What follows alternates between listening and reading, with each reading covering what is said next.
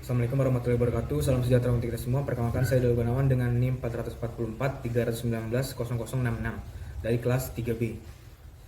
Pada video kali ini saya akan menjelaskan terkait bagaimana cara penangkapan potensi lobster mutiara dengan nama latin Panulirus oratus.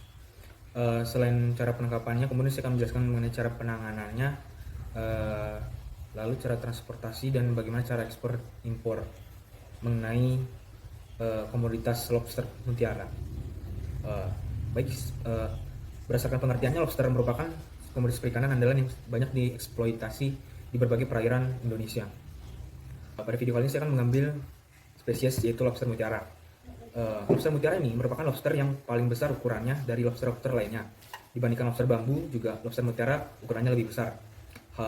Hal ini juga menjadi tolak ukur dalam penghasilan negara mengenai ekspor dan impor, di mana lobster mutiara ini memiliki harga ekonomis yang sangat besar, sehingga potensi di Indonesia itu lumayan berlimpah.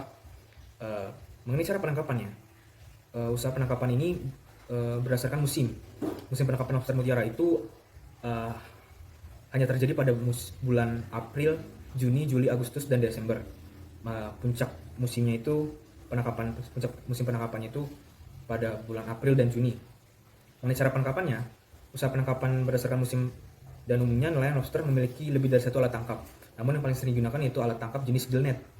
Gillnet itu merupakan suatu alat tangkap yang berbentuk 4 persegi panjang yang dilengkapi dengan pelampung, pemberat, dan tali iris atas dan bawah.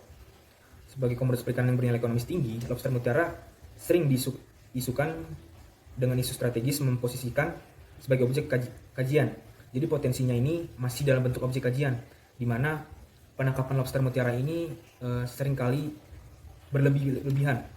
Mengenai ukurannya pun tidak sesuai aturan yang ditetapkan oleh Permen Kementerian Perikanan nomor 1 tahun 2015 tentang penangkapan lobster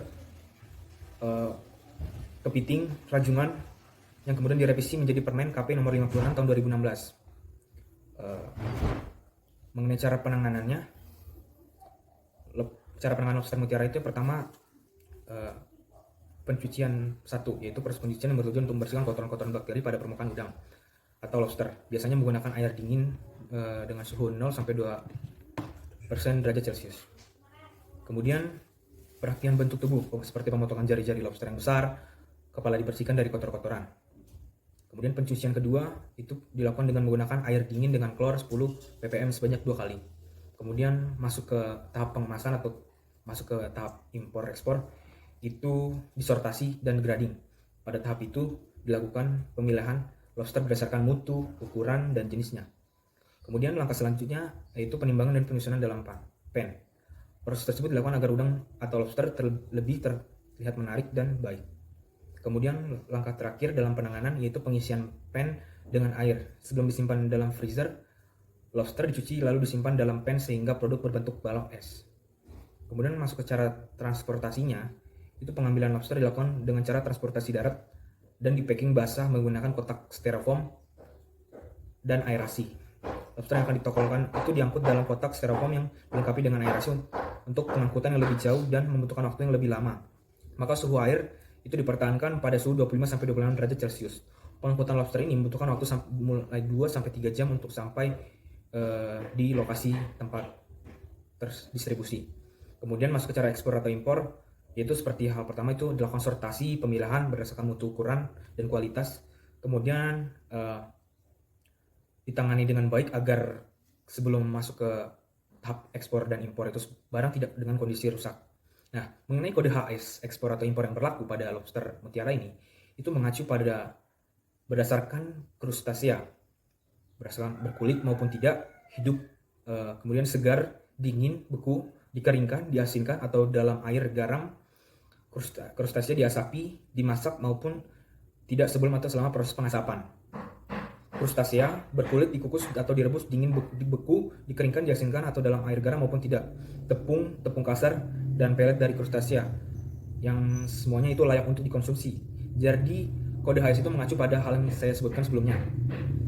Mengenai kode HS ekspor atau impor yang berlaku pada lobster mutiara itu sama seperti pada krustasea lainnya dan lobster lainnya, yaitu dengan kode HS ekspor 0306211000 ya.